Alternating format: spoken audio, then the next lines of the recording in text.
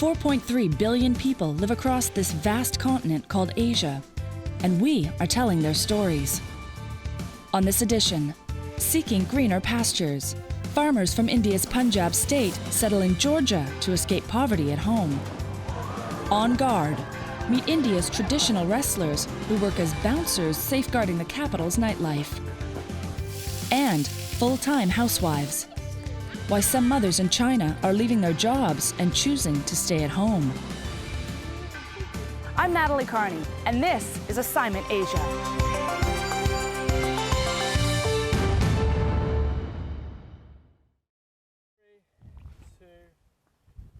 Welcome to the program.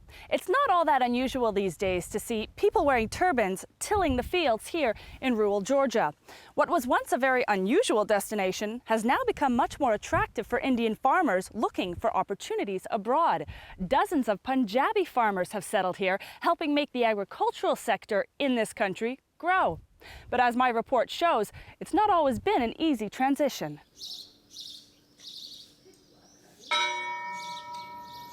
It's the first day of Easter, a time for celebration in this devoutly Christian country which lies at the crossroads of Asia and Europe. Traditional Christian artifacts line the streets for the occasion. Yet in between the historic buildings and cobblestone streets is what seems to be another world. This is the small town of Signagi in rural eastern Georgia, a fairy tale environment really, and not one you would expect to find a community of Sikh farmers. But that's exactly what exists just a mile into the valley. The lush landscape of Georgia's vast Alazani Valley, overlooked by the majestic Caucasus Mountains in the Kakheti region, is an ideal place for farming. Georgian farmers have been tilling these lands for centuries, but in the last 5 years, an increasing number of migrants from South Asia have come to cultivate them as well, farmers from India's Punjab state. Here in Sonori village, Indians have converted a humble house into a temple.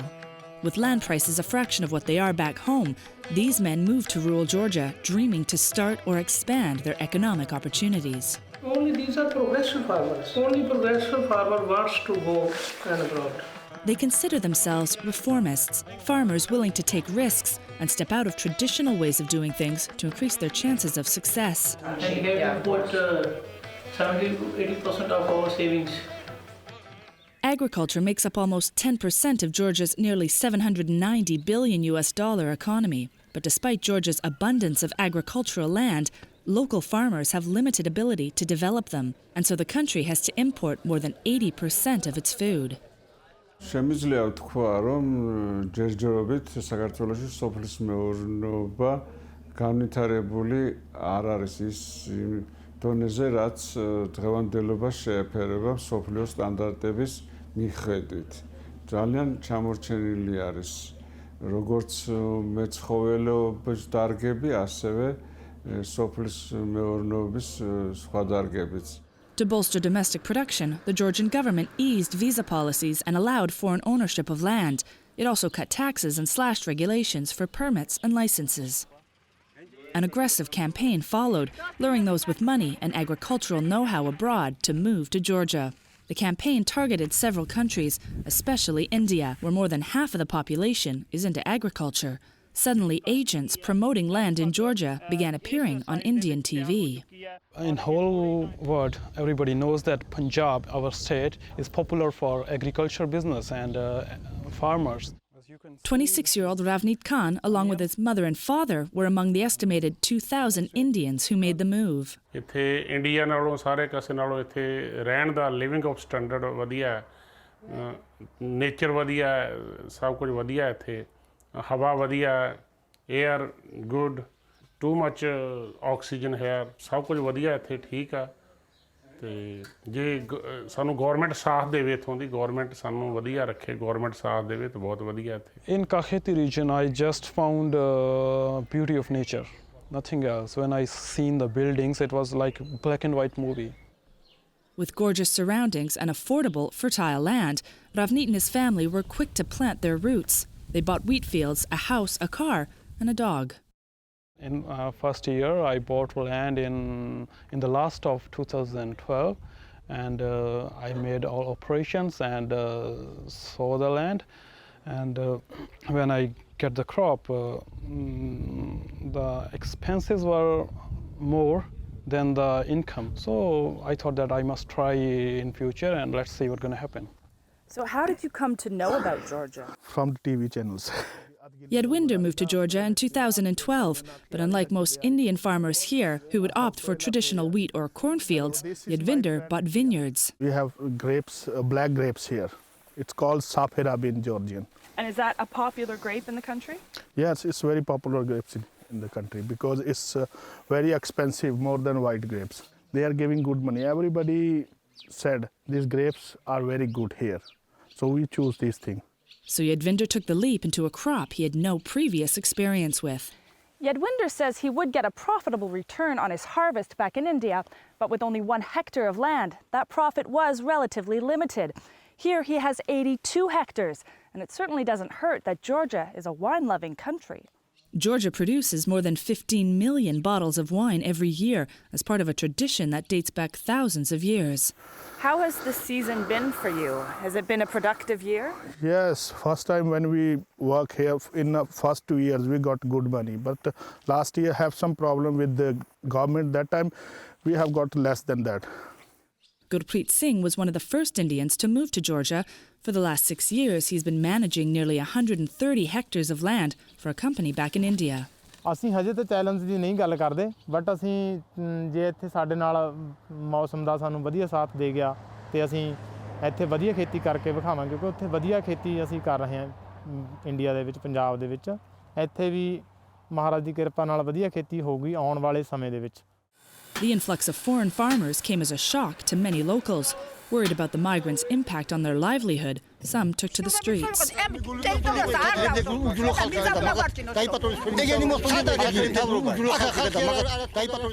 განპირობებული იყო რომ ადგილობრივ მოსახლეობას არ ეკითხებოდნენ ვინც გასცემდა ამ მიწას, ვის საკუთრებაშიც ეს მიწა სახელმწიფოს საკუთრებაში იყო და სახელმწიფო ანგარიშს არ უწევდა ადგილობრივ მოსახლეობას. შიში ჰქონდათ მიწის წარსულს და რაღაც თავისებური. In 2013, a new government changed progressive land and visa regulations, suspending the sale of agricultural land to foreigners. 90% of people who apply for visa, they were rejected. The reason was security purpose of the country. ਜਦੋਂ ਵੀਜ਼ੇ ਨਹੀਂ ਮਿਲ ਰਹੇ ਸੀ ਪਹਿਲਾਂ ਉਦੋਂ ਸਾਨੂੰ ਪਤਾ ਲੱਗਿਆ ਵੀ ਉਦੋਂ ਹੁੰਦਾ ਸੀ ਮਨ 'ਚ ਵੀ ਜਿਹਦੇ ਵੀਜ਼ੇ ਨਹੀਂ ਮਿਲਦੇ ਅਸੀਂ ਜ਼ਮੀਨ ਖਰੀਦ ਕੇ ਗਲਤੀ ਕੀਤੀ ਹੈ ਘਰ ਖਰੀਦ ਕੇ ਗਲਤੀ ਕੀਤੀ ਹੈ ਇੱਥੇ ਇਹ ਗਵਰਨਮੈਂਟ ਵੀਜ਼ੇ ਨਹੀਂ ਦੇ ਰਹੀ More than 50 families gave up and returned to India. Visa regulations have since been eased again, yet concerns among some local farmers remains. უცხო ტომელების ხელში ხდება პატარა ერი ვარ და ისეც გადაშენების პირას ავარ დემოგრაფიული მდგომარეობა ცუდი არის ჩვენთან ქართველი იყოს და ქართველმა მოიყვანოს ვიდრე ინდოელი რა იგრე ცოტა ერი ხო ცოტანი ვარ და ტექნიკა მომხსენ ტექნიკა მომხსენ რო დავამუშავოთ ადგილები ეგრე შოუნა გაყარო ნახეთ და ჯერ შემოსულა რა იყო და ახლა მაგ But their frustration appears to be not so much with the success of their new neighbors, but with what they see as inadequate government support. რთულია იმ ხრივ რომ არავის იმედი არ უნდა ქონდეს შენ თვითონ შენი ფინანსები თუ ნაწარმოო რა სახელმწიფომ ერთი წელი შემოიღო წლიური პროცენტი 8% ისიც მოგვიხსნეს Ravneet's farm has created jobs, allowing his family to integrate into the community. Yet inside his home, one would never know they're living in rural Georgia.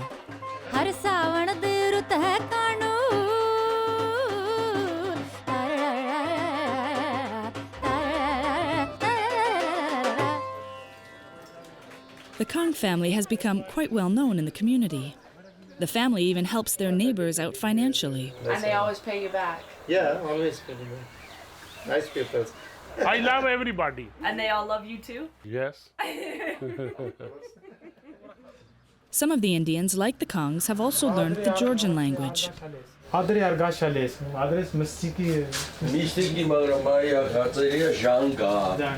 The number of Indians taking their chances in Georgia has slowed, but it's certainly not stopped. Satinder Singh Chandratwat has just arrived from Rajasthan. The Kangs took him to see their fields. इसमें पानी का क्या साधन है यहाँ पर पानी वैसे तो साधन तो है लेकिन कई ज़मीनों में है, कईयों में नहीं है। लेकिन ज़्यादातर लोग अभी तक जो करते हैं खेती वो नेचर पे डिपेंड ही करते हैं। With the opportunity to buy in Georgia 5 times the land he could in India, Satinder is excited about the possibilities for him in the country. नहीं, जॉर्जिया वेरी ब्यूटीफुल। जॉर्जिया बहुत ही अच्छा और सुंदर लग रहा है और उम्मीद है और 101% उम्मीद लेके चल रहे हैं कि हम भी यहीं पे आ जाएं और यहीं पर लैंड खरीद लें। तो हम भी कोशिश कर रहे हैं कि भाई ऐसी कोई खेती अच्छी सी खेती करें। Local crop production by either Georgian or Indian farmers has undercut the high import costs the country pays for agricultural goods, and these savings are making their way back into the pockets of people all over the country. ਨਹੀਂ miss ਤਾਂ ਅਸੀਂ ਆਪਣੇ Indian ਤਾਂ ਕਰਦੇ ਹੀ ਰਵਾਂਗੇ, but ਹੁਣ ਇੱਥੇ ਆ ਕੇ ਹੁਣ ਇਹਨਾਂ ਵਰਗੇ ਹੀ ਅਸੀਂ ਬਣ ਗਏ ਤਕਰੀਬਨ। ਸਾਨੂੰ ਕਾਫੀ ਜ਼ਿਆਦਾ ਇਹਨਾਂ ਦਾ ਹੁਣ ਇੱਥੇ ਛੱਡ ਕੇ ਜਾਣ ਨੂੰ ਜੀ ਨਹੀਂ ਕਰਦਾ। ਹੁਣ ਸਾਨੂੰ ਆਪਣਾ ਜਿਹਾ ਲੱਗਦਾ ਇੱਥੇ। It may be unconventional, but this globalization of farming is redefining the sector and unleashing the potential this lush, picturesque country has to offer.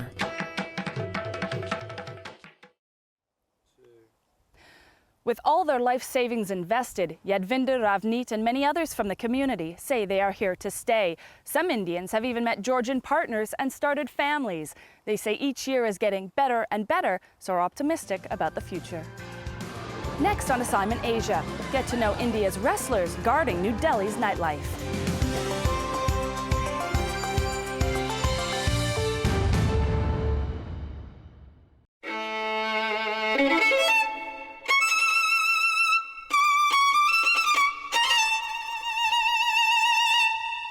Culture Express. See the world in color.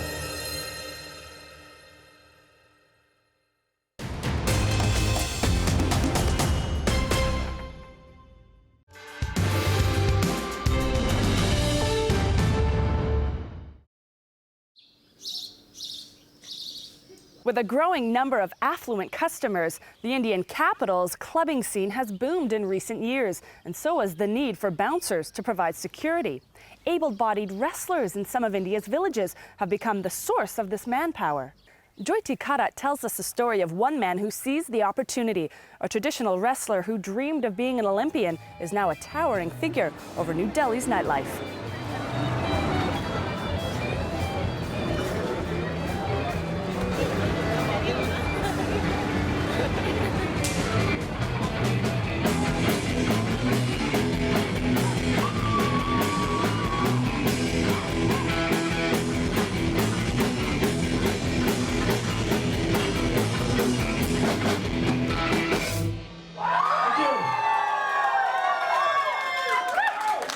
There's a story behind the song. Some kids were busted for drinking booze in a public space back home. It's a usual weekend party at pubs in horse cars, a popular street in New Delhi. Famous for its nightlife and notorious for its show of wealth and power. This is Manoj Kumar, a bouncer at the pub. He also owns a company that supplies bouncers to the city.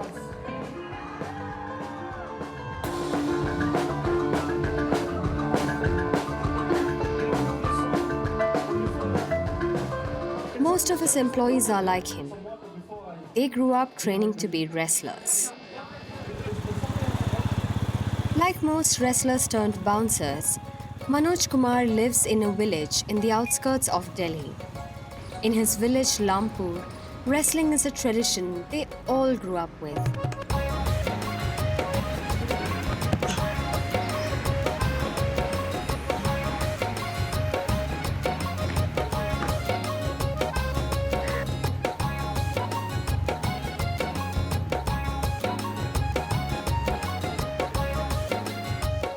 कुश्ती का इतिहास तो देखिए हमारे Look at the history of wrestling. In India, we have had it from the times of the Maharajas and the Mahabharat. It used to be called Dvand, Dvandva Yudh. It's in our culture. It is in our blood. For a boy in the village, wrestling is the first game he begins to play. He goes to a wrestling school for his own entertainment and to make a good body for himself.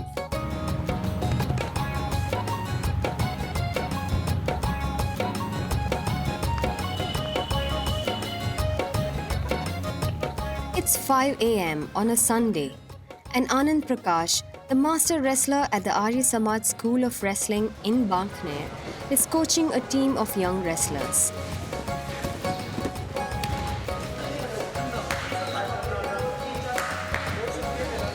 The industry's master is addressed as Anand Ji, a token respect for the 3 long decades of free coaching he has given to the wrestlers.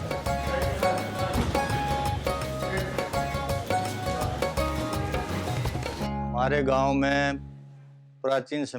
is a craze for wrestling in our village from ancient times. My ancestors were wrestlers. My grandfather was known by the name of Lal Chand Pahalwan. He was a wrestler. His father was also a wrestler.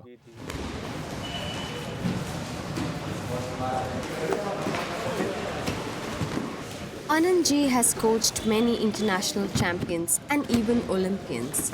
His current young students are no less ambitious.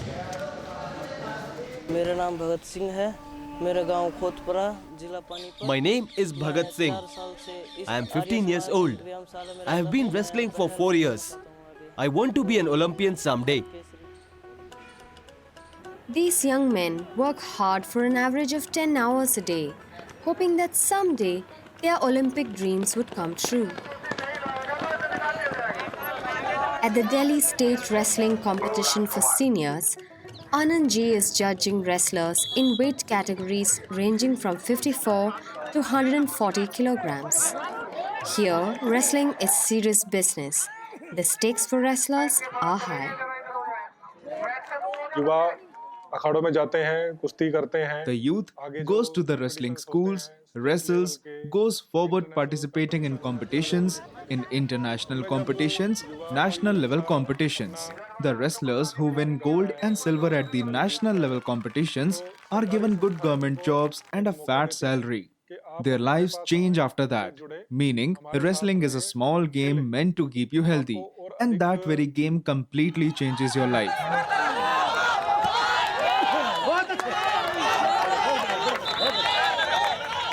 But for every winner, there are several losers. Manoj Kumar had abandoned any hope of being a champion in the sport and was working in his family farm in Lampur when a friend suggested that his imposing physique and personality was well suited for Delhi's security industry.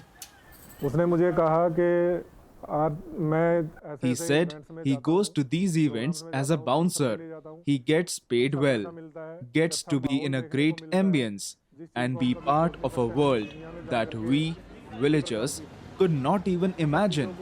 Come, join me, he said. So I started this work. I started a company of my own called DIG Intelligence. Now, I work through my company. I do events, give security to big celebrities, big industrialists. Manoj Kumar says men from wrestling schools used to be given priority for recruitment to the Indian Army. They knew that these are strong men from the villages with a strong body and a brave heart. They do not back out on the face of danger. But now, it isn't easy to get jobs with the army or the government. And so, the wrestlers started looking at the private sector and the security business where there is a growing demand for bouncers.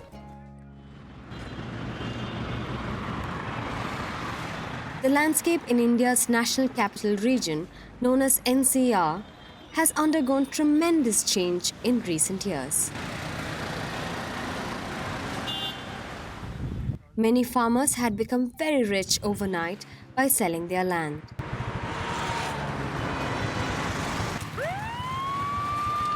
But with new wealth in their hands, they have also been the subject of complaints. People say they often get into drunken brawls, making unwelcome advances towards women, and try to bribe law enforcers. Crimes in the city increased, and so did the need for security. In doing his job, Manoj Kumar has to cross from one world to another.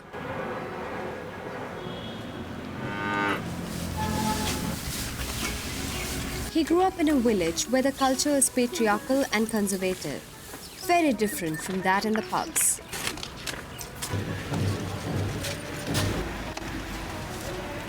For instance, it is customary for married women there to cover their faces in the presence of an older male. The women in the city have their kitty parties. They go out shopping, drinking, etc.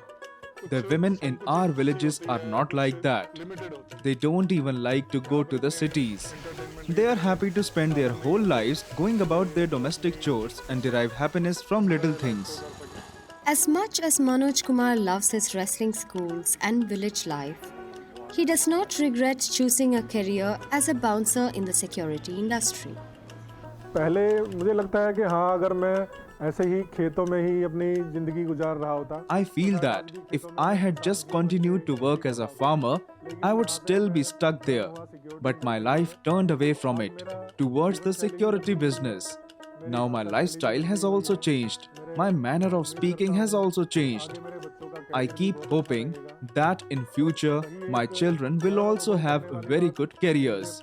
And I feel proud that I am protecting someone's life and that they feel safe when I am standing next to them.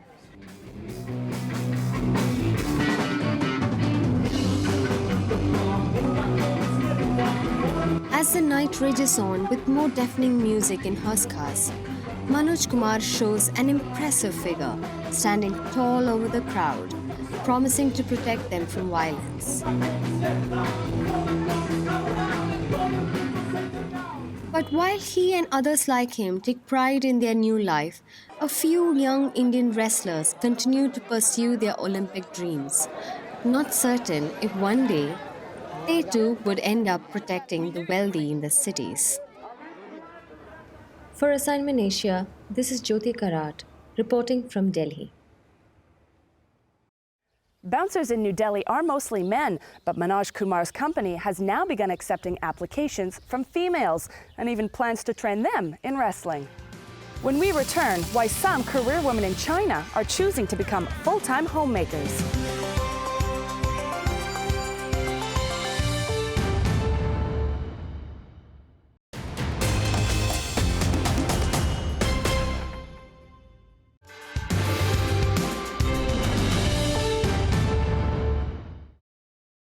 More than 2/3 of Chinese women work full-time. They come from a generation that places big importance on having a job. So much so, to stay home to rear one's child is sometimes seen as a waste of life. But some women, particularly those with children, have dared to go against that tide and have chosen to stay home to raise their families. Jennifer Bragg reports from Beijing.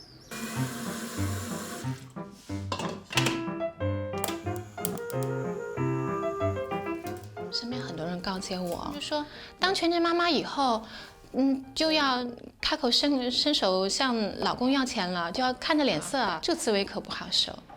This wasn't exactly how young Chunlan imagined her life would turn out when she was a 20-year-old finance graduate.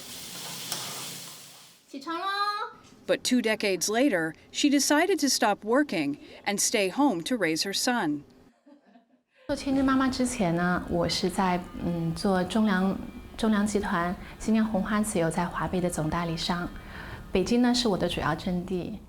Handling more than 4 million yuan, or $650,000 US, worth of oil sales every year was not an easy achievement for this peasant's daughter. 李女人到北京市场来的时候，就是我前期的订货量都非常少，然后呢，包括像一些那个物流公司都不愿意给我来配送。然后到了2011年的时候，我就已经成为我们新疆物流公司去正常大客户了。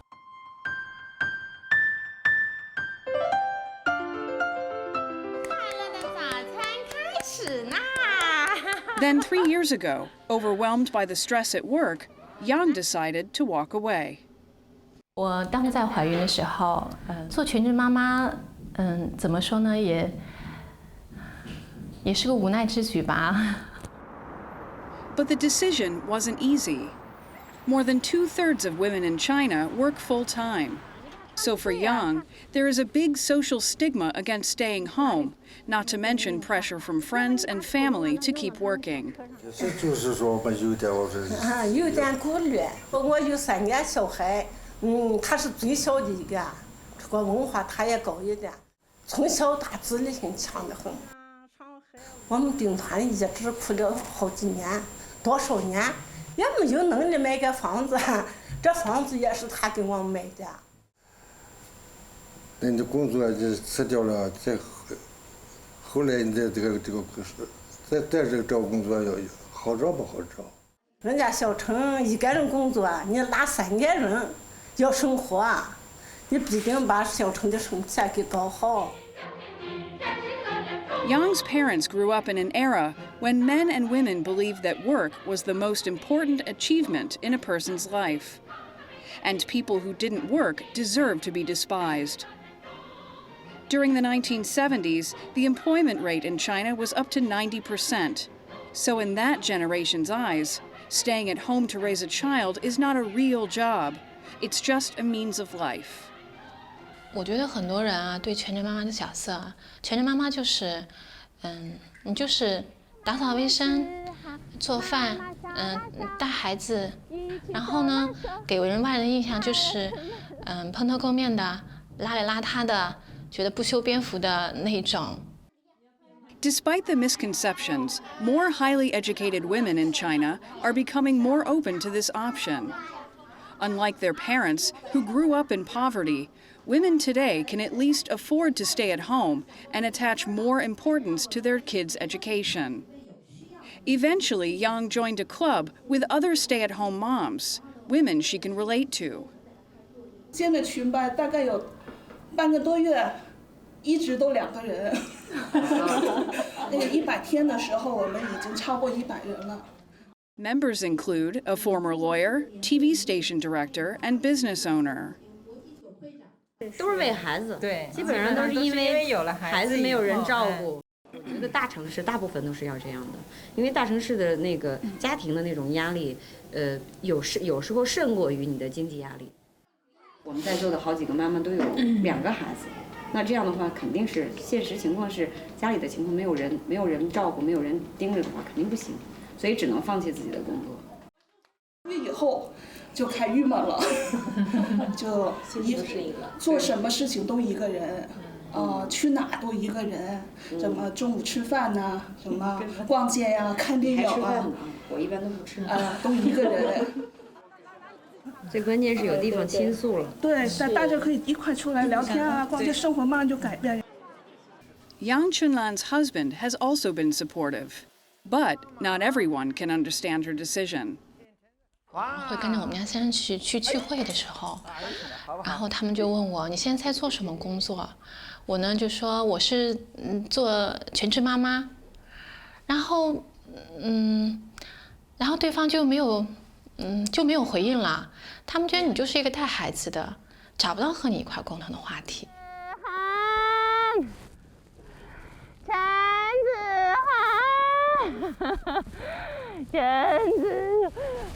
作为一个女性来讲，她的身份不仅是一个女儿，不仅是一个妻子，然后呢，更重要，她现在我的身份是个妈妈。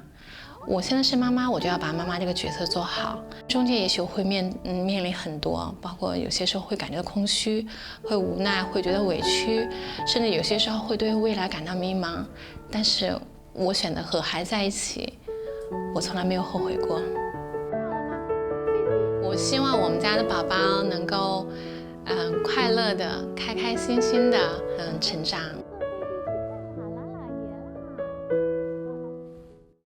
With Chinese couples now allowed to have up to 2 children, many believe Chinese mothers will now opt to stay at home and raise their families. You can learn more about all these stories from our website, www.assignment-asia.com. That's all the time we have on this week's program from the Republic of Georgia. I'm Natalie Carney. Join us again for another episode of Assignment Asia. Share your thoughts and contribute story ideas for future shows by contacting us on social media.